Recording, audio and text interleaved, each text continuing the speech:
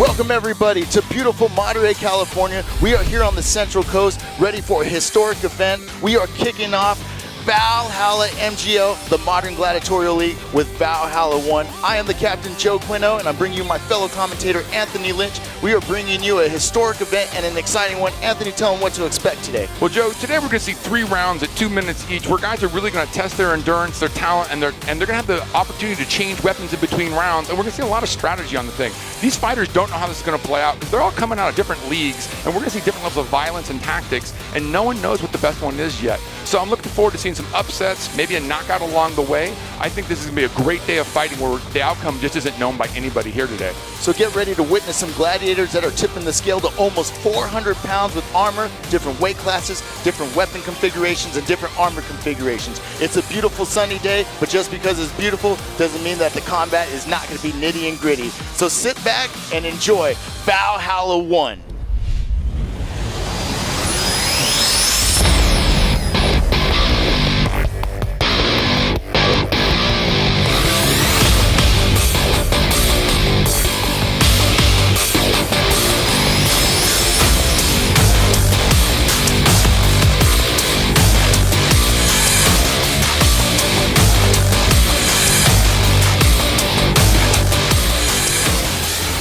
All right, we are at tail of the table with a light heavyweight battle. Anthony, tell us what to expect in this matchup.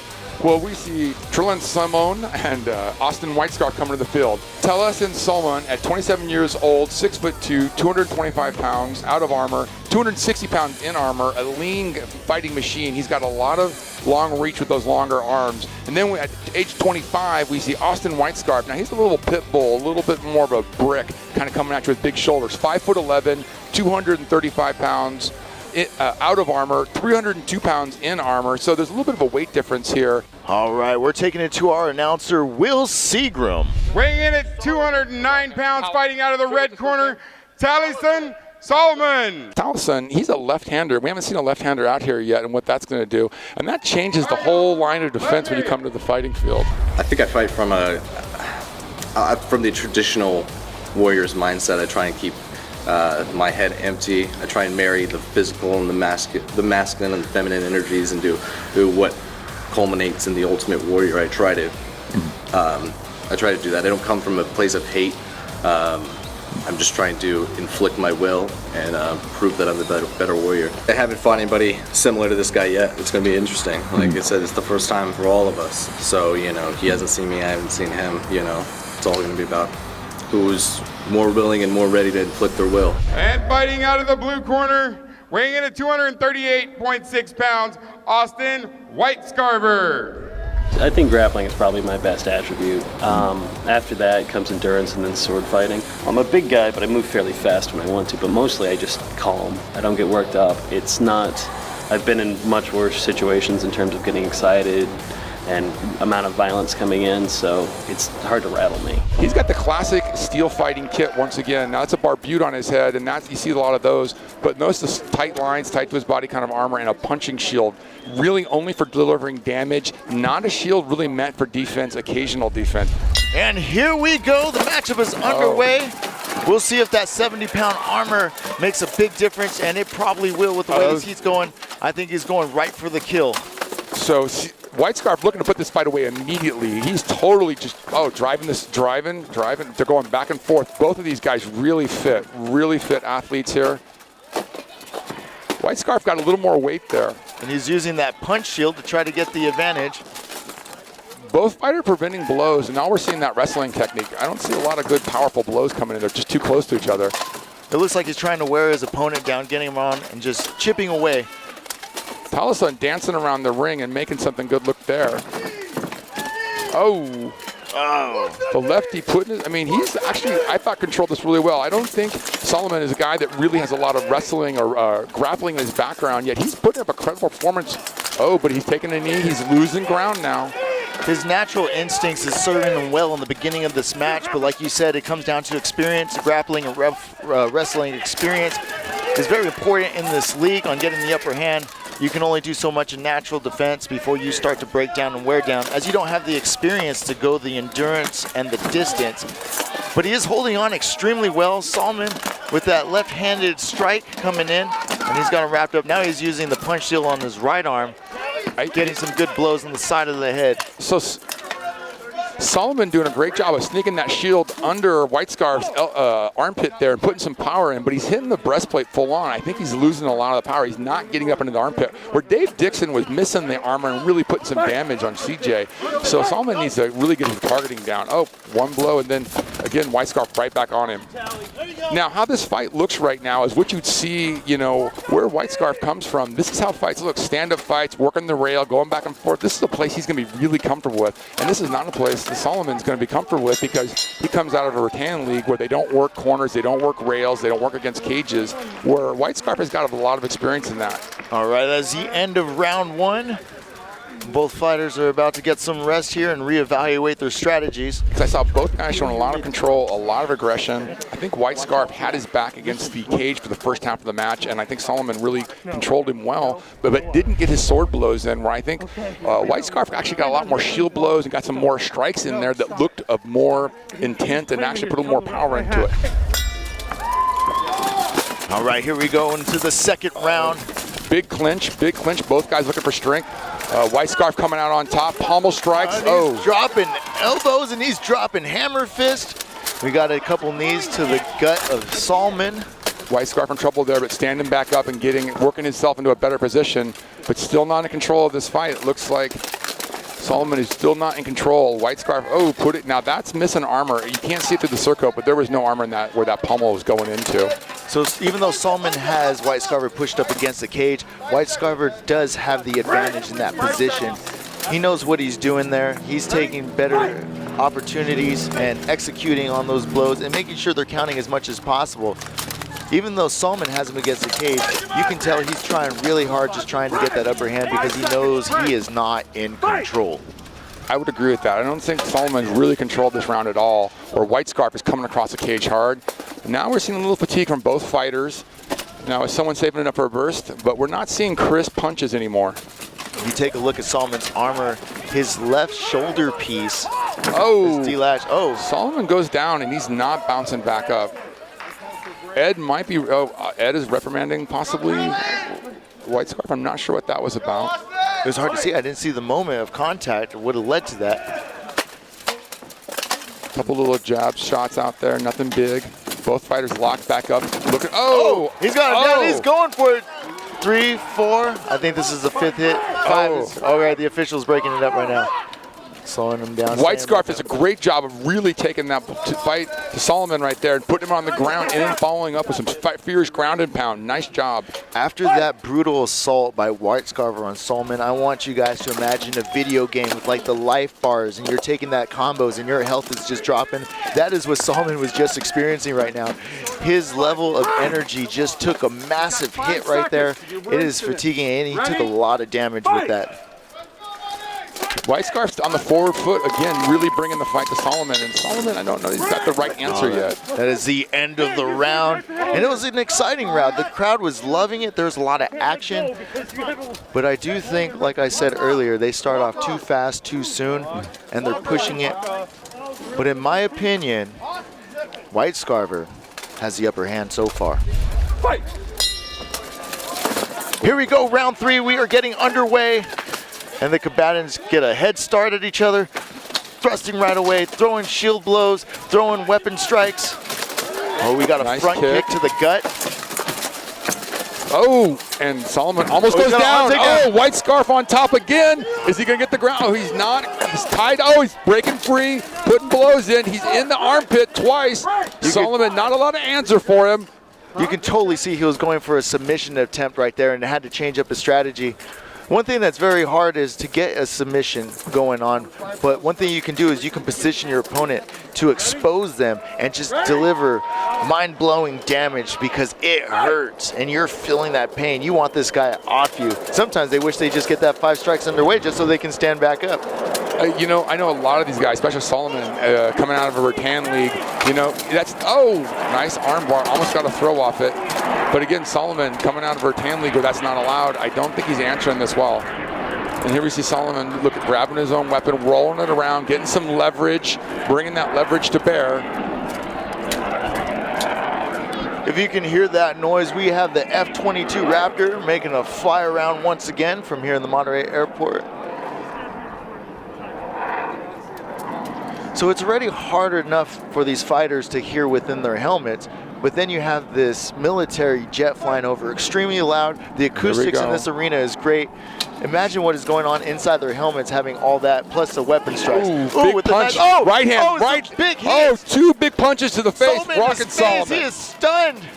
He has lost his back. control of his trying to weapon. protect He's himself. not in control of himself. He is desperate. Solomon is desperate. Oh, thrown to the He goes ground. down. The ground and pound is in. The referee might have to And stop he's this. He's pounding not on him. defending it. Not defending. Oh. Do we have a breakup?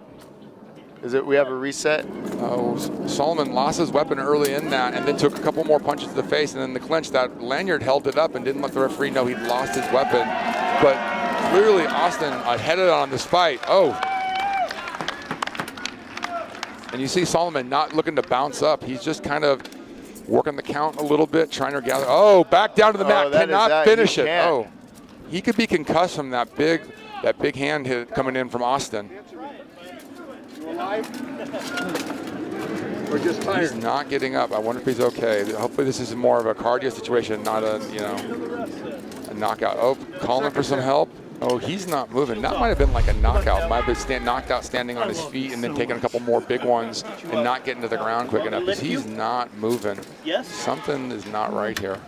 Hey, is there an injury, Doug? We don't know. So they're talking, he's saying something, but he's not moving, rolling over. And, Solomon's a tough man. He could roll up and easily get up. He'd already be up.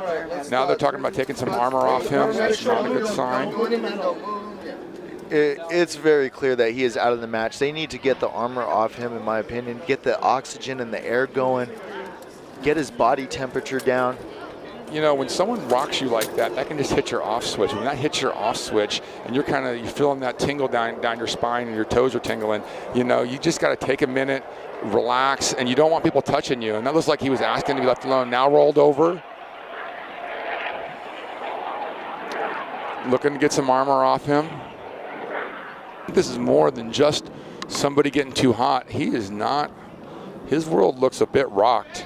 All right. All right, he's up. up. Solomon, a tough man, up.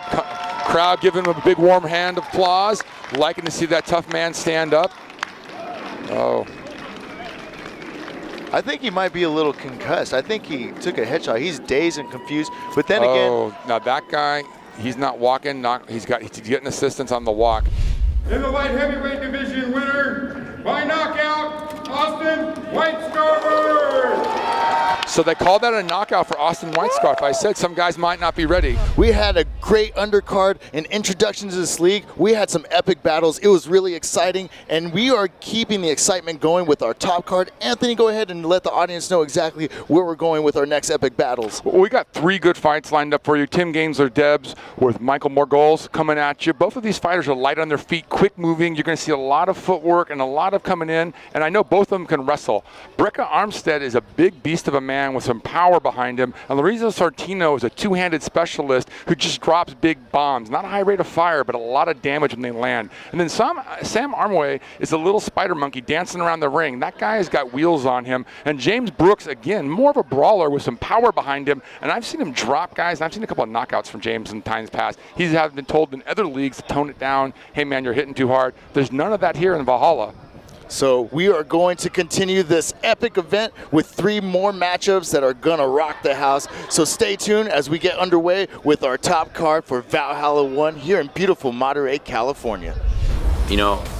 When I fight, I think that this is going to sound silly, I suppose, but there's truth. And I think in life, truth is a bit elusive in terms of what we want. But when you fight, you either win or you lose. There's nothing else. And I think that attracts me to coming back. And then the connections of the people is the other half of it for me, is that some of the best people I know are people who have tried to cave my damn head in.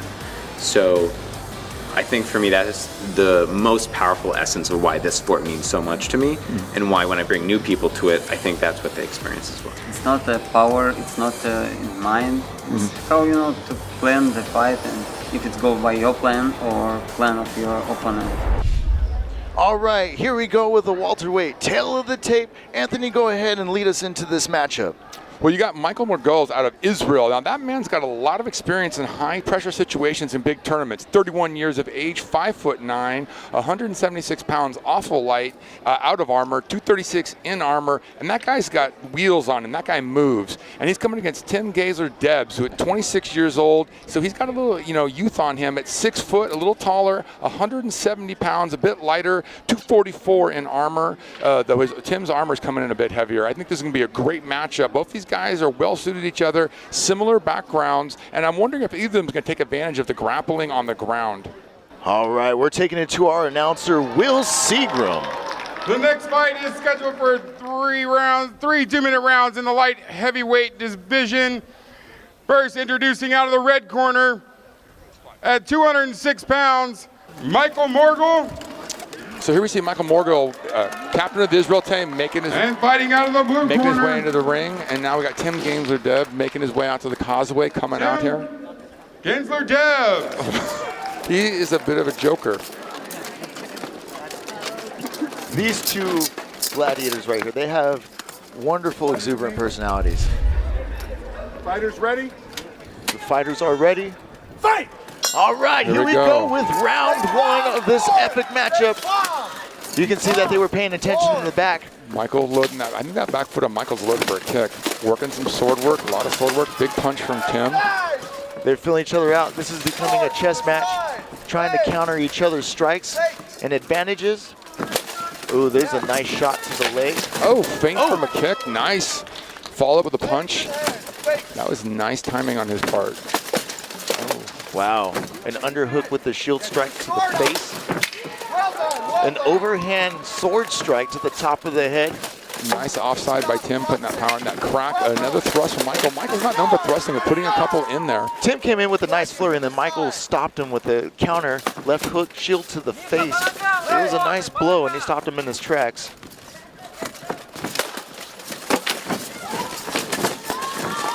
And so, now they're locking up. We haven't seen them go to the ground yet, so maybe they felt each other out and they might be doing that. But neither of these guys, they're taught to keep their feet and throw somebody. Now we've got a lockup. The referee's counting them out. They might stop the fight for lack of forward progress. Ready? All right, the official is resetting the fighters. Notice a different tempo here. These are two littler guys bouncing around. They're not, the big tanks. They're throwing bombs. They're throwing, this is like more of a welterweight or that lightweight fight where, speed and agility. Oh, nice shot from Tim. Nice shot again from Michael. It seemed like Michael took some unorthodox attacks, very similar to the fight style of the MMA nice individual. He's really developed. Yeah. Nice fake with the sword, then kick to the body, and then a punch. Earlier we saw some combos. Nice. Oh, they got each other into a clutch, and they broke up. Ooh, big shot from Michael to Tim. Michael delivered some great blows to Tim. He was able to counter Tim's front push kick.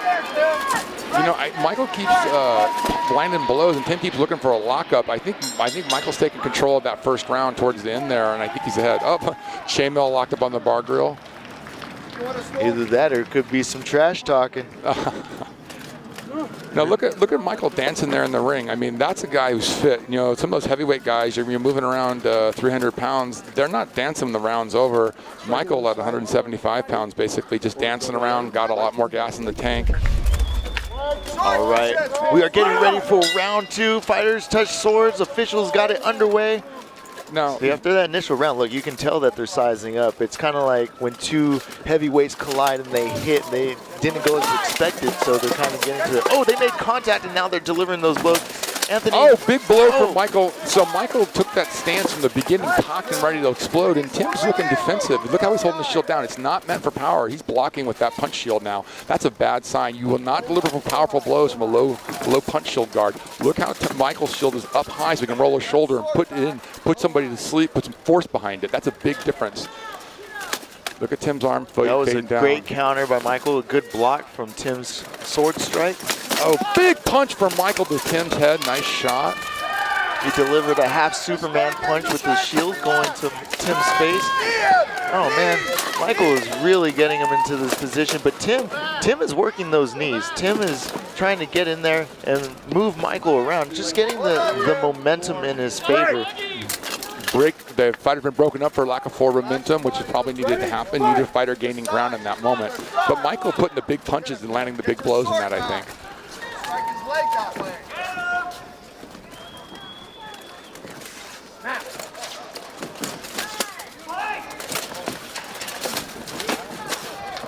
So, you know, I've had a lot of years fighting, and I've got to see a lot of different kinds of fighting. And this kind of moment, you know, what I'm reminded of is usually in history, the first guy that went to the ground, that's the guy that died. The reason why he died is because you had men-at-arms, not heavily armored, behind the knight. And when he knocked you down, they came and killed you with a dagger through the eye slot. Or your opponent showed you put that shot into your spine.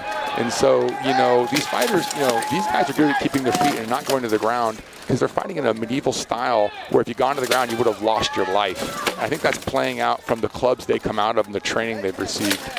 Exactly, like you said, from a historical point of view, the way we stop our fights would kind of simulate what would happen in history. Right! Go to your corners. There's really complex systems of martial arts coming out of Northern Europe, and they all disappeared with gunpowder. But when you look back at historical texts and manuals, there's extensive fighting manuals where guys were taught how to do a hip throw, grab their sword, do a half sword move, break elbows, do joint locks, get past armor, not just by landing concussive blows, but by putting somebody's arm the wrong direction, kicking their knee out so it blew out backwards and the guy goes to the ground. And we are going into round 3, and it is underway. The fighters are feeling each other out. They know that the other person is not a pushover. They are taking their time on that. They are feeling them out. They know at any point in time, either one of them can go down. So they have that. Big Michael punch from Michael. And Tim fights back, and he fights back ferociously. Big blow from Michael to Tim's head there. Tim has landed a couple little shots. Another big blow. Michael has really taken this, I think, seeing scoring some big points with powerful blows. Oh, Tim just knighted him on the forehead with that. Oh, that was a beautiful strike right there.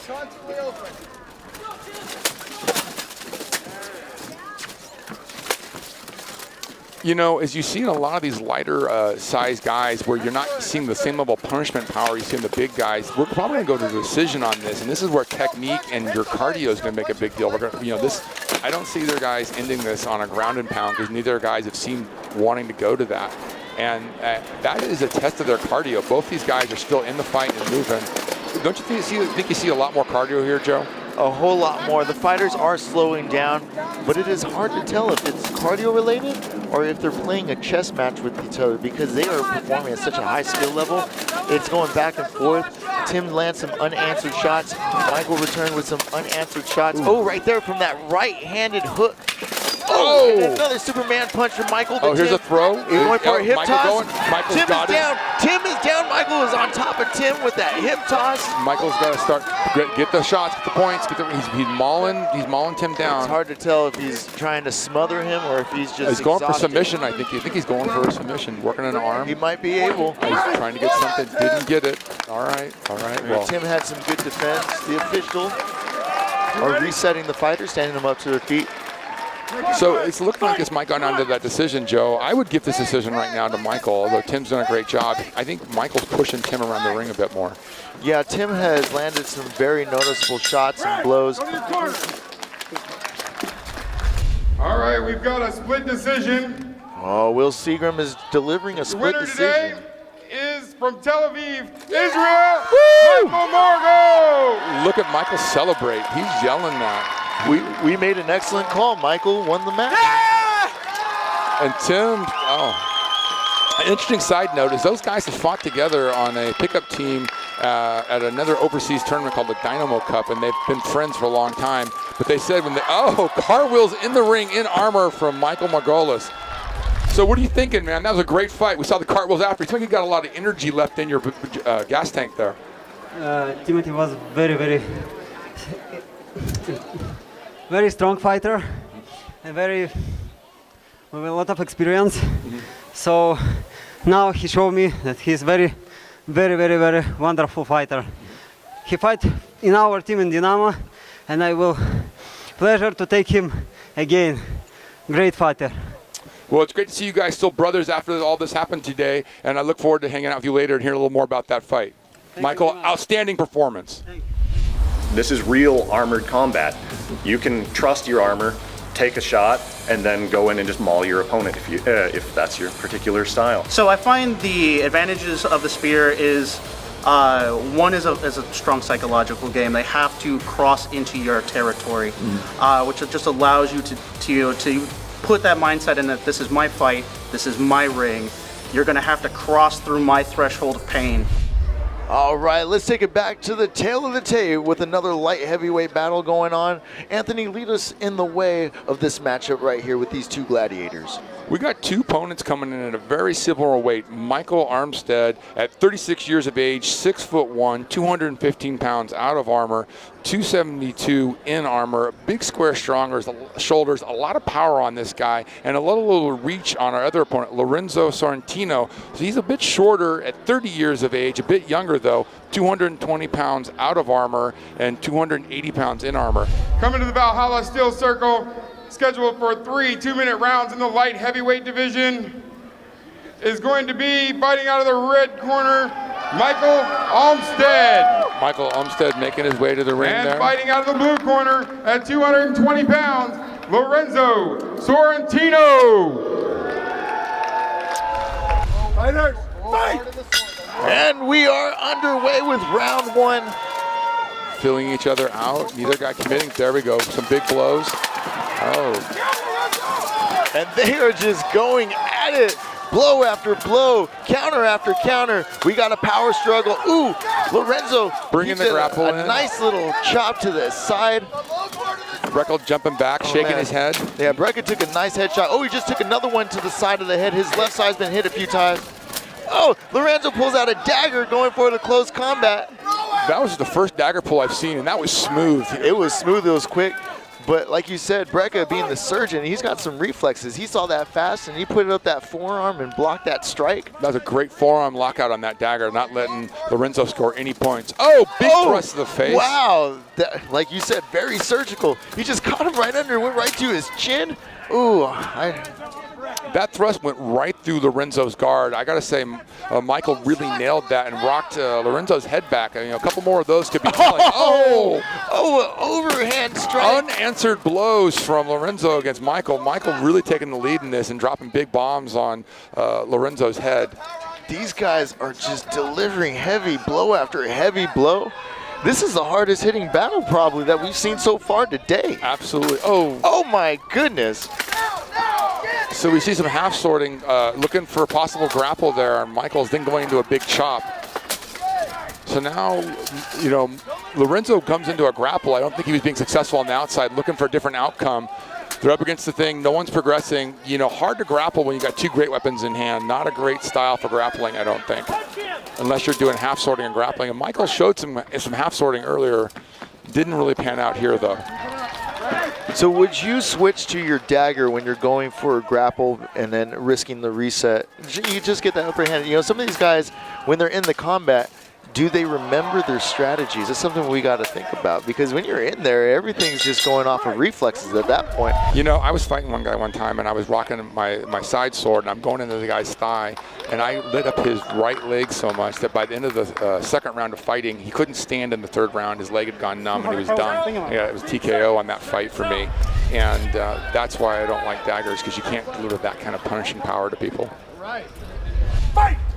All right, we are underway with round number 2. Oh, big shot.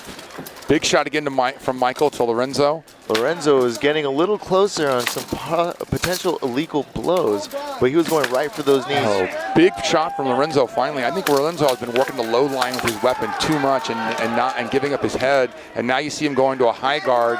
Now, that's a classic guard and got a lot more power out of that, much closer to what Michael's using so effectively against Lorenzo. So Michael, you know, has got some Korean martial arts in his background, a lot of swordsmanship, and his martial arts lends itself to weapons use. And now we see that. I mean, I'm really surprised at his ability to follow up, and I mean, the power he's getting is just awesome. And Lorenzo's not answered it very well. Yeah, Michael, as you mentioned, one of his nicknames is pretty much surgeon, and he's strategically countering a lot of Lorenzo's attacks. Oh, big thrust there, Lorenzo's face. Lorenzo is going with a lot of offense that is exposing him, and Michael is very quick to seeing that and protecting himself, but delivering a counter blow. Are you witnessing the same match that I am? Because, oh, see, exactly. Right there is what I was talking about. He's going for the offensive, and Michael took advantage of that moment and dealt a nice combination right there. Oh. So, you know, both fighters in a lock, not progressing this fight. It's interesting because Michael's delivered a lot more power, and it looks like Lorenzo's working the points, trying to go to the legs, but I would not want to be hitting the head that hard that often. You know, I would definitely be the guy, rather be the guy hitting somebody in the head than hitting somebody in the leg in most instances. Oh, Michael is doing very, very well in this match. Lorenzo going back to a big blow from Lorenzo to Michael's head. Nice. Going back to the high guard for a second. It looks like Lorenzo's starting to show a little sign of fatigue. I think his armor weight is really starting to affect him in this distance. Michael's armor, the chainmail, is actually significantly heavier than Lorenzo and has more concussive force. I think if we see Michael staying with this kind of fighting, we're going to see a change in that kit. I don't think that armor is long for this world. So, hey, I think working that thrust, because then when you're rocking his head back, the crowd fucking loves it. When his head comes back, close in and pommel him and then get out again before he grab you. When he holds that sword out front, you have power. You can hit that sword so goddamn hard that he will lose control of it. That's when you move in and strike him.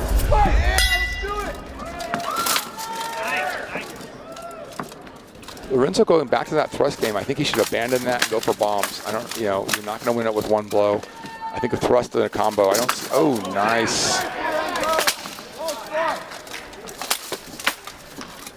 I agree with you. Lorenzo's weapon's designed for delivering high impact, blunt blows, and he needs the momentum in his favor. He needs to get that momentum, and the inertia behind his weapon is just deliver those strikes because there's not much else he can do with at this point. He's just got to go for it all.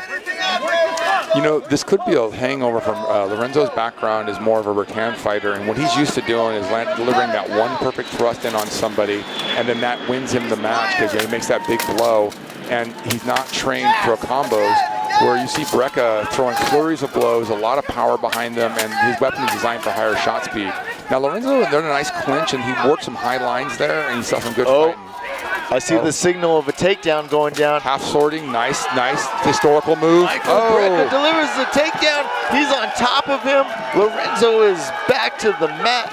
Oh, he could be rolling him over. He could be changing the guard. So that's a nice point move on Michael's side. Now to capitalize, he's got to put 5 big blows in. Nobody getting those blows right now. You know, what? That was a break. Referees calls them apart. Michael picking the points up there, but did not capitalize on it with the ground and pound. That's unfortunate. Yeah, just knock him out there, Lorenzo.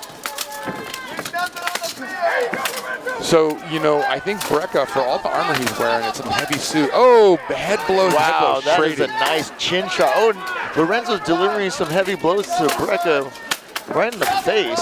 Man, Lorenzo found his mojo and stunned Michael back on his heels there. That was some power. It seemed like Lorenzo found that moment that you were just talking about, waiting for that opportunity to deliver that blow. I noticed that everything is so strategic in what he is doing. It is fascinating, and it's throwing Lorenzo off of his game because Lorenzo's getting pushed back more against the wall. Are you seeing that as well? Like you said, he's waiting for that perfect moment, but if you take too long, the time is out. Yeah, I would agree. You know, I think Lorenzo at the very end of that round found his mojo, figured it out, and started dropping those bombs I was looking for in the first and second round, but he figured it out a little late to really capitalize on it. But man, that was the last bit of that round. For those of you who aren't seeing this, you know, that was like Rock'em Sock'em Robots, big blows, back and forth to the head. Thank you both very much. All right, we're taking it to our official. By unanimous decision, Michael Olmstead. Oh, Michael Olmstead, big victory. He was wanting to get to that next big national tournament or that big Pacific Northwest tournament. Looks like he might be going to the big show with a performance like that, I gotta say. I'd like to see more of him, that's for sure. That was an amazing performance, and we both noticed that he had the upper hand in most of this match. He held control. He's doing well. How do you think having experience in the arena or the steel cage there factored out in this fight? I believe it helped a lot in my spatial awareness. As far as knowing where the cage was, knowing where I could swing, and knowing when my opponent was backing into a position where he couldn't swing as ideally. That being said, he fought incredibly well. He's trained under a world champion polearm fighter. I should expect no less. So how do you think your road work paid off? I mean, you're wearing a heavy suit of armor today, and your cardio looks solid. You look solid, brother. I think it paid off, but for November I got to train harder. So everybody else is going to up their game as well. So who's training you now? What are you changes you're going to make to bring that stronger cardio? Mostly I'm training myself right now. We're bringing on a few more guys from the local group up in Vancouver. Former boxer, so he knows a lot of road work, what's going to get some explosive action, violence, aggression, bring that to the ring. I tell you, I got to say, I'm looking forward to seeing you. Hope you're in the next card, because in the Pacific Northwest, I think you've learned something today, and you can be bringing it to the table next time around. Yes, sir. Great fight, Michael. Thank you very much. And here is the tail of the tape. We have a middleweight battle. Anthony, go ahead and lead us up on this next matchup. So Sam Avery, or Samurai, as he likes to be called, at 38 years of age, 5'11", 195 pounds, 261 in armor, is a really fast-moving little spider monkey of a fighter who's got a lot of wheels on him. Now, he's fighting a bit more of a pit bull, and I gotta say, James Brooks, at 32 years of age, 5'8", 210 pounds, 253 in armor, is a bit more of a tank who drops big bombs. It's gonna be a great matchup. He is absolutely my best friend right up until the bell rings. As soon as the bell rings, I'm gonna hate that man for about 6 minutes of mat time, and then I'm gonna be his best friend for a little bit more. I like to fight at maximum range. So it's like a lot of like footwork and maneuvering to stay the distance I want, and like get in, get out, like strafing runs. Like particularly with longsword, and I figure I'm gonna fight James at least a couple of the rounds with longsword, and that's 100% how I fight longsword. I don't really like core. I don't really like the grappling aspect. I'll do it. I know how to, but I like a sword fight at sword range.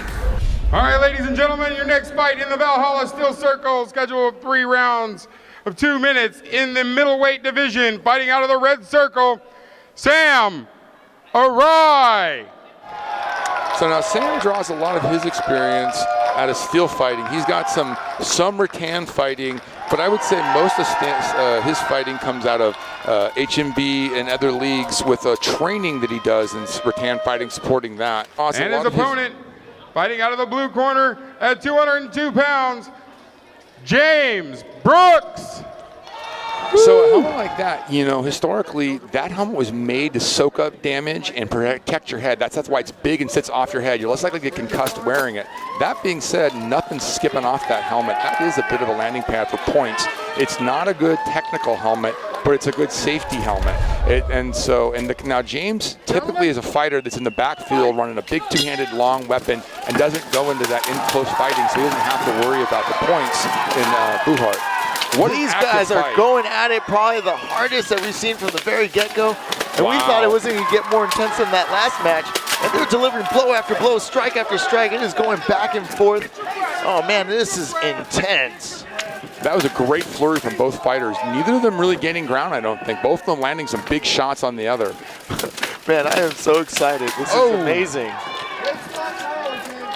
Neither of these guys are out of the same club. They know each other. They fought competitively. They're actually out of 2 of the most competitive clubs out in their league. One guy comes out of Ursus. The other guy comes out of the Iron Phoenix. And both clubs have work ethics and histories of champions. And both these guys are representing well. I'm really impressed by James. He's a newer add to Ursus in the last couple of years. Has gone over to one of the big fights at the World Championships in the past and been an excellent polearm man. But he's known for his bastard sword fighting. Oh. We had a weapon loss, but he recovered. Now that was interesting of Sam. Sam didn't jump in on him. I don't know if that was just him being a knight and a gentleman, or he just not realizing, oh, I should jump on him and not used to the league. Because really what he should have done is, that should have been his invitation to go in and start laying and dropping bombs. Yeah, he should have went right for that kill, just rushed him and try to spear him against the cage and go down for it. Get those points. You want to go for those points, you want to go for those damage. But a lot of these fighters had to do a lot of reprogramming mentally to prepare themselves for the rules of this league. Because there is so much more that you are allowed to do in this league, such as the grappling and the ground and pound and the takedowns and going for that finish that a lot of these guys were not used to. We had some fighters, I believe, that are showing up for the first time and trying to get introduced into that. That could be a big factor in deciding whether or not they win or lose a match. You know, James is winding up for some really big shots, and now it's slowing down. They both kind of are feeling a little fatigued. That last big blow from James, That was a 365 come over to Sam's shoulder, and it's going to take a little gas out of Sam when he took that big blow. Fight!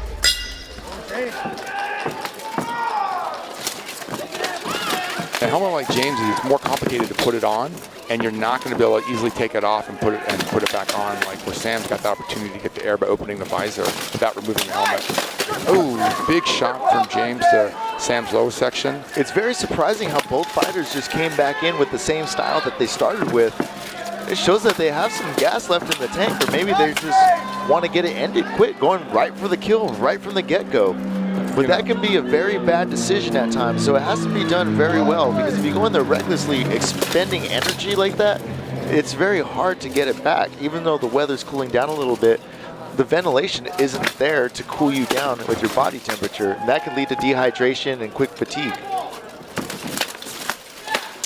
You know, I would have thought James would have had more half sorting in what he's doing, and I know Sam is not a half sorting guy. I don't think a bastard sort for our man Sam is really what you see a lot of him, but James does half sorting, and I don't know why no one's gone to the ground yet. Neither fighter looks interested. Look like they're very happy at the stand-up fight. Oh, James actually throwing a little half sword and a thrust in, and then coming back to guard. But both guys working points with their edges. They're not, looking for a ground and pound. I wonder if that's because the style of fighting with bastard swords doesn't lend itself to the ground and pound. It's not something I'm an expert in, but I would much rather do a ground and pound with a sword and shield on my hand. I saw James changing his technique a couple times, trying to get some more strategic shots. Ooh. Big blows from both of them, just shot at each other, neither of them blocking, just going all offense. One of the things to point out is, both of them are working points, but neither guy's going down to the shin. You can't hit the top of the foot when it's on the mat. But if you strike low with a bastard sword, you have nothing else to defend your head. You could get yourself knocked out by being caught on a low line. Both guys staying on high line fighting, looking to hit the head and shoulders where they have the most power to knock somebody out and actually protect your own noggin and not get knocked out yourself. Nice rounds for both guys. This has been some interesting fighting. Somebody lost a feather. And now there's a really good pace. Now, James's finger gauntlets got those little extra shield bucklers on them, and those are there for dealing with big weapon blows, which we're seeing from both guys. This could be a determinator. If they can't fix that, then James could get his hands racked up if Sam takes advantage. All right, we got another round underway, and they still are going in with that energy. High energy. It is very surprising that they are going in with that same type of momentum as much as they can. Oh, really James getting personal, taking Jeff's advice. Coming inside, going for the half sword, looking to break that first big block and get a clinch. Sam avoiding the clinch. Oh, another charge in, but almost thrown. Sam James ran too much. That was some great grappling from both opponents, but Sam taking the advantage and getting out of the lockup that he doesn't seem to want.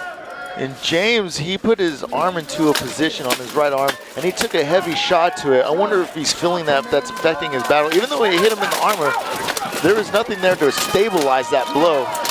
And these guys are going toe-to-toe. They're pushing hard against the cage. They are delivering blow after blow. This is probably one of the most ferocious battles that we've seen so far. James losing his feet, losing his momentum in that last bit of struggle, and Sam not able to capitalize. But look at Sam's shoulder armor. Now that's not unsafe, but it's not protective either. His armor's out of place, strap blown. Jane could drop some shots in there and shut down one of Sam's arms. That would be a big win. Oh, James is not defending himself.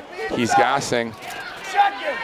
Sam's got more. Sam is starting to get some surgical strikes in there, and either we're seeing James either gassing out a little bit or getting dazed from that big bomb that Sam dropped on him a while back. I think that's fatigue. I just think James can't keep the pace up. Sam has ran the pace too high for James in the long run. And Sam seems to be taking his time, but keeping the same pacing to where it seems like he's going to go.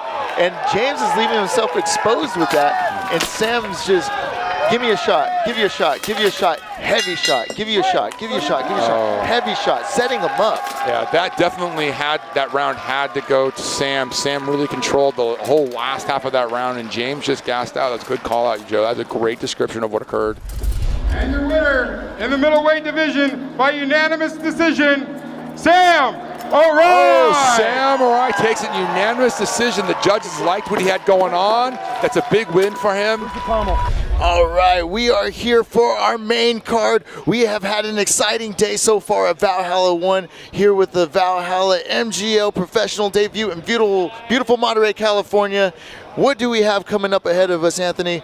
We have 3 great fights. We got Matthew Kritikin, Nick Kosma. Now there's 2 guys in the 200-pound range that really fight could go either way. It's a tough category, a lot of good fighters in that weight category. Next up, we got Todd Brothers and Johnny Porter. Johnny Porter comes from a lineage of great fighters and is a young guy, but Todd Brothers is the oldest guy out here, a tricky old dog with a lot of talent. And then we got Derek Jabruski and Kenneth McLean, and both of those guys, again, are tough fights and a lot of variation. I'm looking forward to see each of these fights today.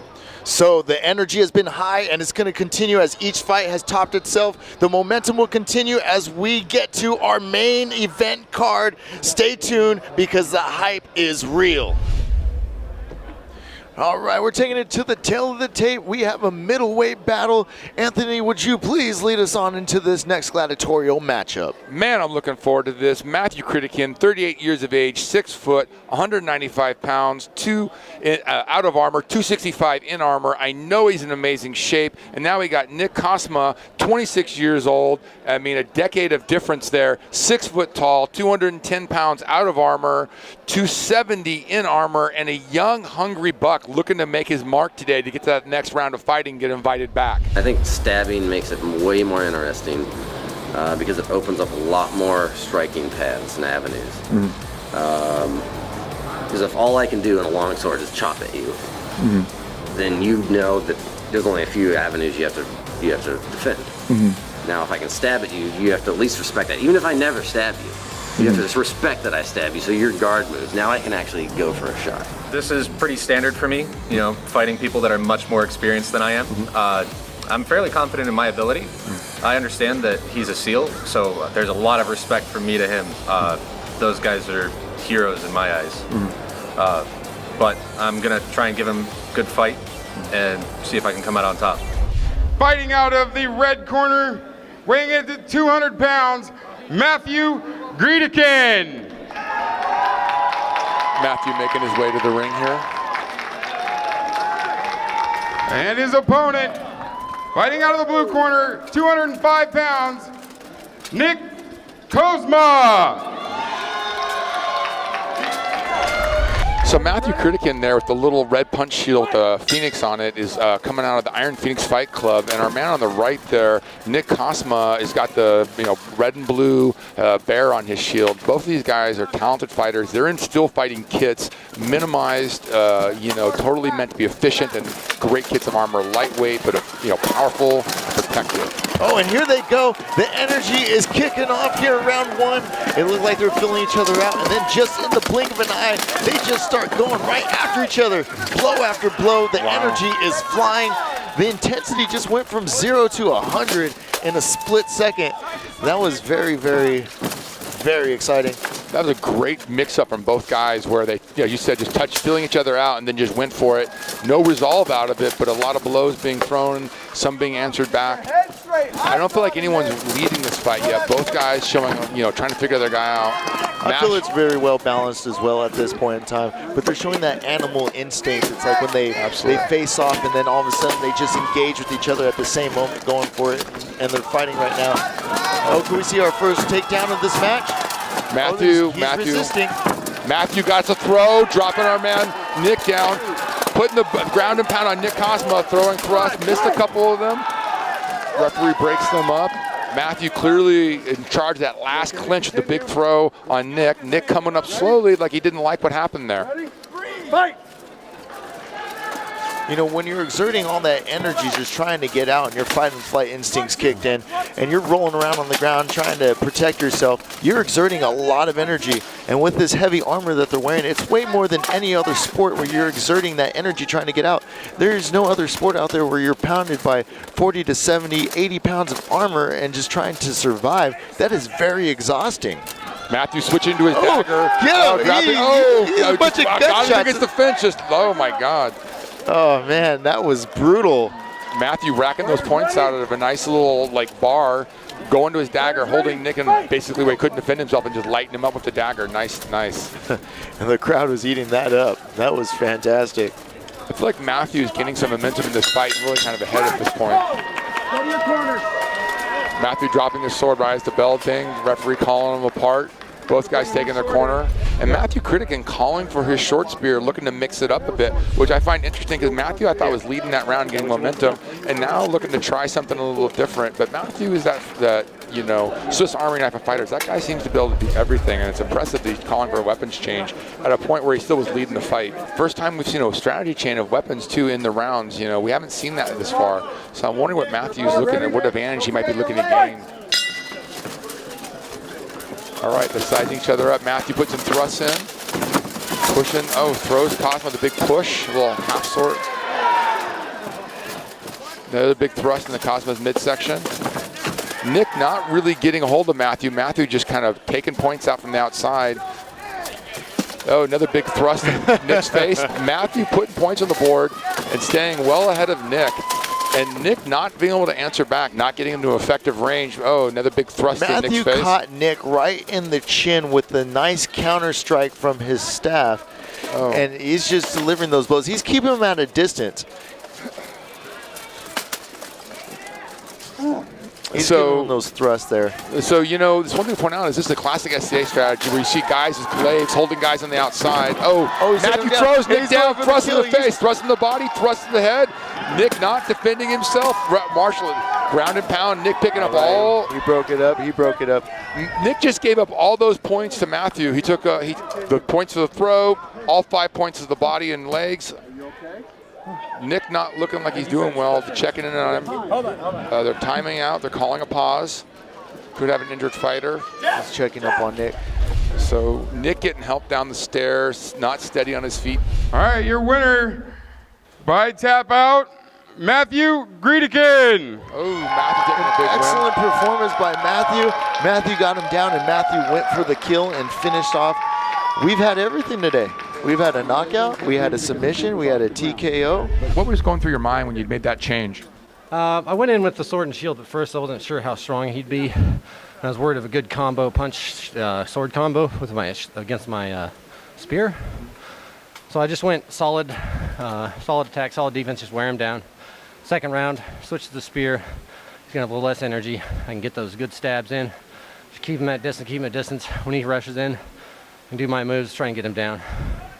Worked out about. Looked like that went your direction. Your plan really worked out, Matthew. Some great fighting. I had great hopes of seeing you out there, and I wasn't disappointed, man. Well fought, brother.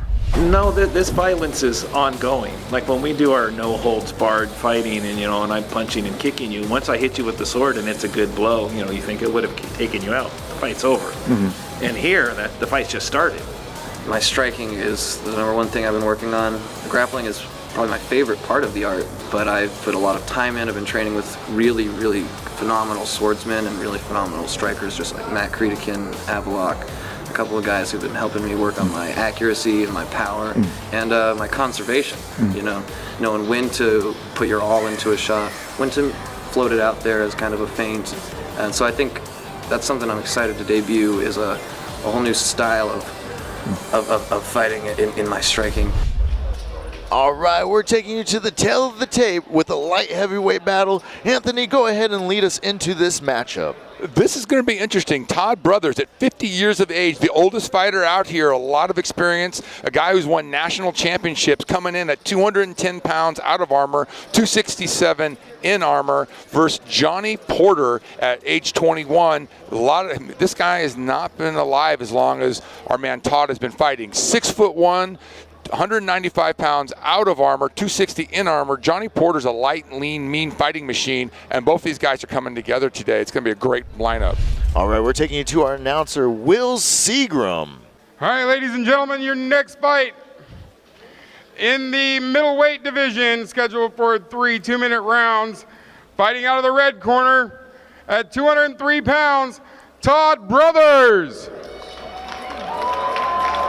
I have to say, our man Todd Brothers coming to that ring looking awful confident, a little spring in his step. And his opponent across this Valhalla steel circle at 194 pounds, Johnny Porter. Johnny Porter on that classic, steel fighter look at things. Got a nice small shield on his arm, only a rectangle, minimal shield, not a lot of defense, but a lot of bang when you punch through with it. Who do you feel has the advantage so far in this matchup? That's kind of a lot to do how this fight goes, Joe. I think if this fight goes to the ground, I'm going to give that to Johnny Porter. Any kind of grappling, that guy's got a long wrestling, a lot of heritage in that. But that being said, if it goes to blows and kind of a technical fight, I'm going to give Todd Brothers the edge. All right, flurry of blows, big punch to Todd's head. Not used to that overhand shield coming over. Todd not blocking it. Again, big shield punch to Todd's head. Johnny swinging for the fence. Oh, big punch Todd's head again. He shakes it off. Energy. Todd drops his sword. Todd lost his sword. They're throwing blows. We got a couple knee strikes. We got some punches. The marshals are calling a stop fight there. We're getting a pause here. You can only go so long without a weapon before it gets resetted. I believe it's 5 seconds. Am I correct? I think that's right. And Johnny did not pause for anything. The kid's hungry. You're not supposed to pause. That's what gladiators do. You go for the kill. All right, they're starting to slow down a little bit and recollect themselves on the pacing. So now, if this tempo slows down like this now, I think this is where you're going to see Todd come into his own because he's a better swordsman. If Johnny can keep that pace up, and he's looking a little tired. We got Todd dropping some shots. Todd just took a massive shot to the face. I wonder if Todd's feeling the rattle from that one. Oh, nice exchange of blows, back and forth. Both fighters, no one giving ground. Good.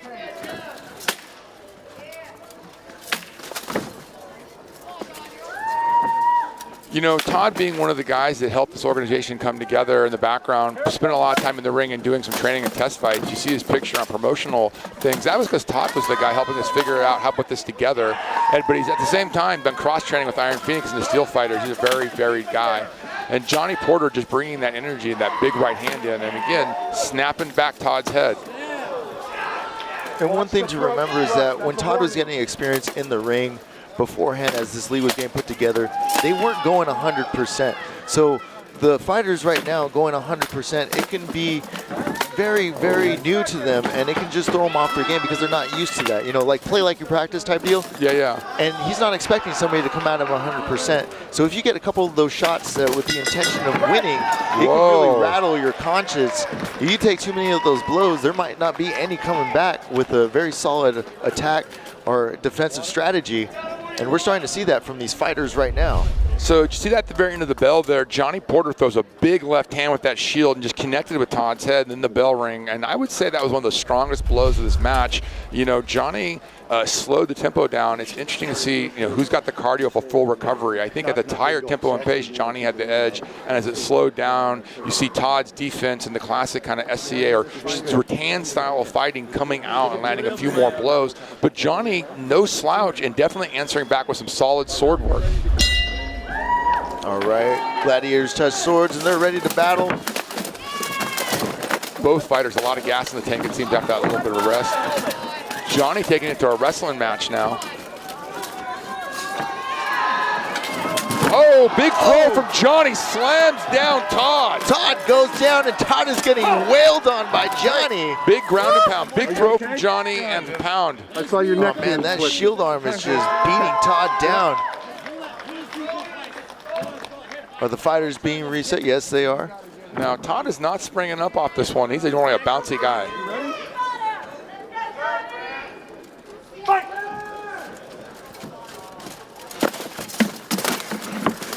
Oh, nice exchange. They're coming together. Johnny trying to push his advantage and not let go of it. Big kick. Kick to the gut, front kick right to the gut. That stunned Todd a little bit. That took Todd off his momentum. And Todd goes down again. Johnny on top, throwing some ground and pound, earning those points, picking them up. Johnny is controlling position. He's got him down, and he's trying to beat Todd into submission. Todd not jumping up again, although, great fight, but also Todd had his sword locked up. Johnny did a great lockout on his sword and basically was scoring points when they were standing and, putting Todd in a rough situation where the points are going Johnny's way, and then a big throw to finish it. Nice work there from Johnny. And the official checking with both the gladiators. All right, and they are back on. It looks like Todd took a lot of damage. He's slowing down a little bit. He's taking those shots, and he's getting rattled. Johnny Porter seems to be taking the advantage of this match. Big and Todd thrust takes from a Johnny. huge hit to the face. Big thrust from Johnny, snapping Todd's head back. Todd looks a little flaily. Todd is normally way tighter than that. Referee, I think, giving him a warning about hitting the throat with that thrust, coming close to the legal zone. Got to be a little more control of what you're doing out there to be doing that. Punch from Johnny to You get Todd's too head many again. of those accidental illegal hits. They're not intentional, but they will still count against Throw you. from Johnny, ground and pound happening. Johnny putting He's got him down in a blows in. headlock, it seems like, and he's just pounding away at Todd's head. Todd not defending himself. 5 blows reach, but he's looking pretty gassed out. This might be the tap. He's pulling his shield off. I think this might be. I think Johnny. I think the young dog took the old dog down. And your winner by way of tap out, Johnny Porter. Johnny Porter takes this one. Great victory for this up-and-coming fighter. A guy who puts a lot of work in, making good today.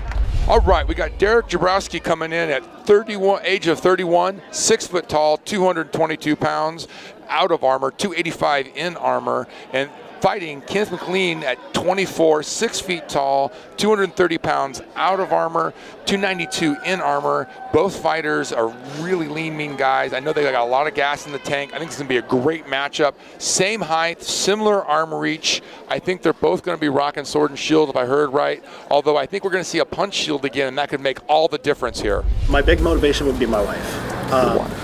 She's definitely the hammer that kind of drove the nail home. I used to be a really lazy fighter, like no practices, none of that stuff. I just would show up to events and go, all right, let's put on armor. But ever since I met my wife, it's definitely been a different change of pace to where now I want to be better for her, and I don't want to embarrass myself and get beat up and have her watch that. And we've all been cross-training for the last couple of years. I feel like all of us are going to assess our opponents. That first minute or so might not be the most exciting, but I feel like after that, we're just going to keep pulling out tool after tool, whether it's the wrestling or ranging or being able to push them to the ground or a lot of that stuff. I just don't think these guys are ready for the diversity of stuff we've already been training for years. So. Fighting out of the red corner at 231 pounds, Derek Gabreski. All right, here comes Derek coming in, looking good. Oh, wicked looking.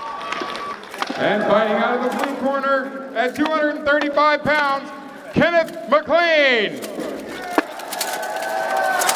So Kenneth McLean coming out in that classic rattan fighter shield equipment, optimized for that kind of fighting. Not a lot of gear on his shoulders, it looks like, none of his upper armor. I'm wondering how that, punch shield's gonna come in those areas. And here we go, it's round 1 of the main event. Right to grapple. Oh, and he's going for it. Oh, he got a slam. He got him down with a side suplex. The fighters are wrestling. The gladiators are battling. Oh, McLean is taking some shots. So I don't know if the referee saw this now, but Derek dropped his weapon early on and should have actually been recovering a weapon, not wrestling. I'm not sure about that. That is a very amazing maneuver right there. He came in. That's the first time tonight that we've seen that, where he just came in for the grapple and took him down with that slam and got on top of him.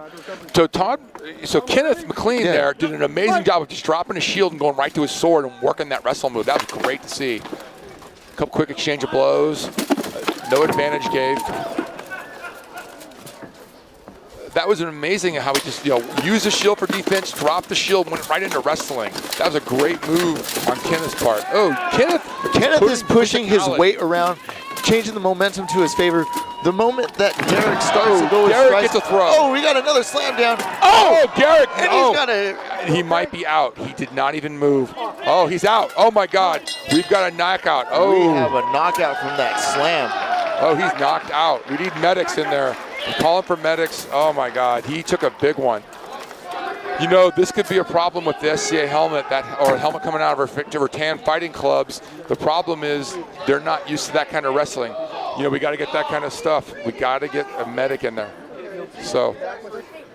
Yeah, he seems to be just stunned and out. He just took a hard hit. Oh, I'm telling you, this is that is a big throw to drop him like that and knock him out. Okay, we're seeing some arm movement. That was a massive slam. The force of impact getting slammed like that with all that extra weight and momentum, you got to make sure that your armor is designed to handle that. And a lot of these fighters today, these gladiators, are starting to get a real wake-up call of how brutal that this league actually is. You know, I got to say that was an amazing throw from Derek, and Derek was really meeting Kenneth really well, but it all turned on one big shot from Derek making that big throw and knocking him down. I really hope that our man Kenneth is okay and comes back and does it again. I think he was doing some great stuff. I'd like to see him in a helmet that could take that kind of drop, although when someone slams you like that, armor's not going to save you from all of the punishment.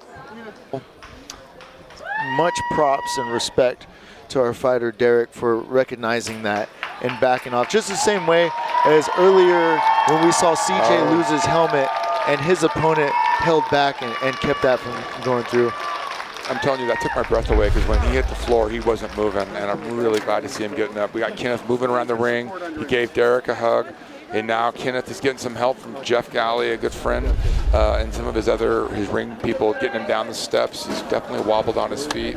And your winner, by knockout, Derek Gabreski. Derek Gabreski wins by knockout. All right, ladies and gentlemen, that brings us to the end of Valhalla I, Valhalla MGL's debut event, and we had an epic night. It was so exciting. I'm just like, it was just great. Anthony, take us on a breakdown of what you saw from these fighters, from the techniques to the armor to the fight styles, and what do you think, in your expert opinion, is going to be the adjustments that our gladiators are going to make preparing for Valhalla II? So I think one of the things you're going to see, we have clearly a dynasty forming out of the Iron Phoenix who really dominated a lot of their fights today, and you're going to have to see some adjustment for some of the other clubs where they're not used to that big left-hand punching shield coming around and docketing guys. It changed the course of many fights today. And then of course Jeff Galley will not quietly sit over there at his club up here in NorCal. Those guys are really tough guys over in Ursus, and they've got a lot of victories behind them, but do they have victories in front of them? And none of those guys want to lose their legacy. Everybody's looking to make their mark, and I know a lot of these guys are hungry for that next Valhalla II. But I think the biggest thing is the guys who don't have clubs, they're going to have to figure out where they're going to get their training and up their game a little bit and work together and cross-train to bring some of the other disciplines in. The potential is amazing. The crowd was excited, and we had an epic show for Valhalla I here in beautiful Monterey, California. We thank each and every one of you that came and supported Valhalla in their debut. Valhalla MGL wishes you all the best, and please come and support our league, help us to grow, get the word out, and we are looking forward to our next event, Valhalla II in Vancouver, Washington. This is the Captain Joe Quino, and we have Anthony. We are thankful for you guys, and we will see you soon. The gladiators are here to stay.